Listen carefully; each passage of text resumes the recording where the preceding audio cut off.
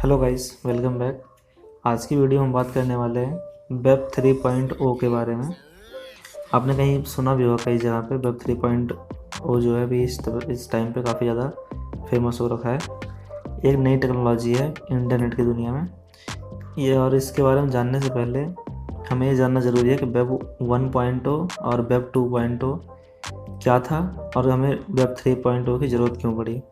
तो वेब 1.0 जो basically starting phase था इंटरनेट का, उसमें होता क्या था कि उसमें वन साइड इंटरेक्शन होता था।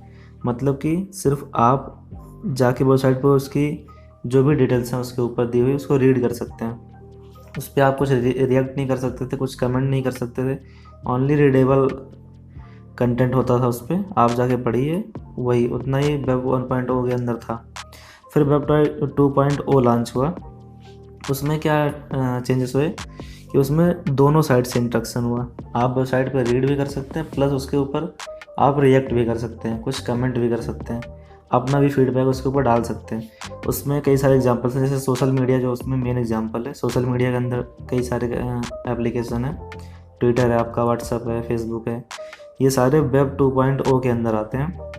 इसमें हमारी साइड से भी इंटरेक्शन हो रहा है, साथ में एप्लीकेशन भी इंटरेक्शन कर रहा है। फिर अभी वेब 3.0 की ज़रूरत क्यों पड़ी। अब ये जो वेब 1.0 और वेब 2.0 थे, ये किसी एक पर्टिकुलर कंपनी के थे या फिर किसी एक पर्टिकुलर पर्सन के कंट्रोल में थे, जो आपके डेटा को देख सकता है, जान सकता है। एग्जाम्पल की आप समझ सकते हैं, गूगल है, माइक्रोसॉफ्ट है, फेसबुक है, ये सारे वेब 2.0 के अंदर आते हैं और ये किसी एक पर्टिकुलर प्राइवेट कंपनी के द्वारा या प्राइवेट पर्सन के द्वारा रन किए जाते हैं।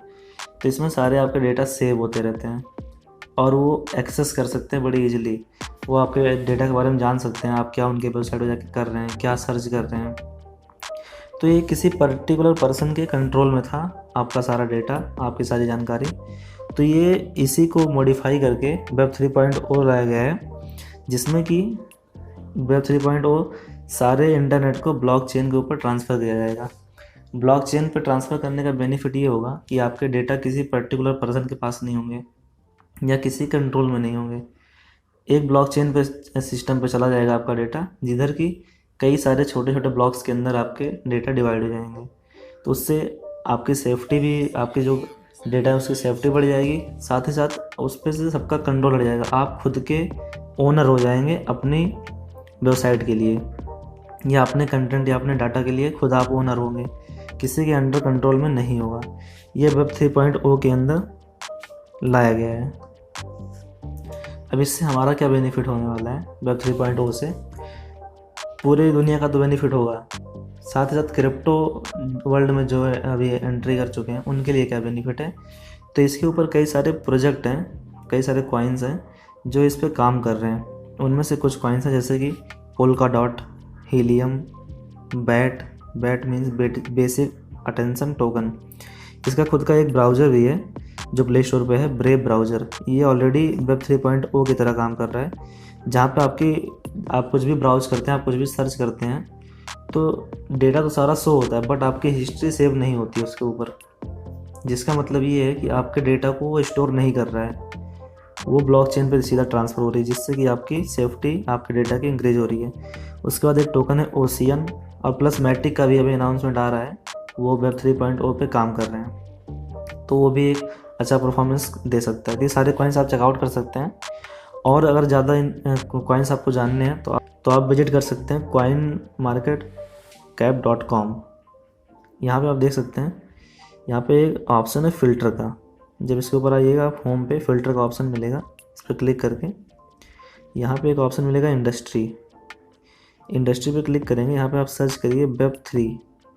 जैसे आप वेब टाइप करेंगे यहाँ पे आ जाएगा सजेशन में, इसके ऊपर आप क्लिक करिए। अब यहाँ पे आप देख सकते हैं जितने भी वेब 3 पे काम कर रहे हैं वो सारे प्रोजेक्ट इसके अंदर आ गए। कुछ प्रोजेक्ट मैंने आपको ऑलरेडी बता दिए हैं, कुछ आप इसके अंदर सर्च कर सकते हैं जाके, इनकी प्राइस प्लस इनकी सप्लाई। उसके बाद आप अपने रिस्क मैनेजमेंट को करते हुए इसमें इन्वेस्ट कर सकते हैं। अभी कुछ दिन पहले आपने देखा था NFTs कॉइन जो थे, फिर मेटावर्स कॉइन जो थे, इन सब में काफ़ी अच्छी रैली देखी गई जब इनकी अनाउंसमेंट आई। अभी अनाउंसमेंट आ रही है वेब 3.0 की, तो इन कॉइन्स में भी अच्छी खासी रैली देखी जा सकती है। तो आप इनको मिस आउट मत करिए।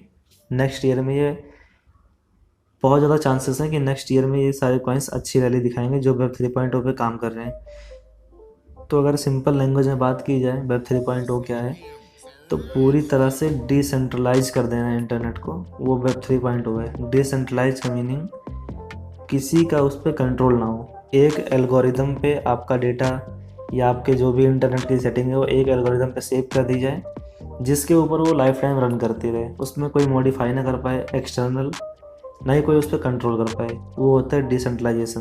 तो पूरे इंटरनेट को डिसेंट्रलाइज कर देना, वही वेब 3.0 का मेन पॉइंट है। आई होप आपको क्लियर हो गया होगा वेब 3.0 क्या है। अगर फिर भी कुछ कन्फ्यूजन है आप कमेंट कर सकते हैं। थैंक्स फॉर वॉचिंग, मिलते हैं नेक्स्ट वीडियो में।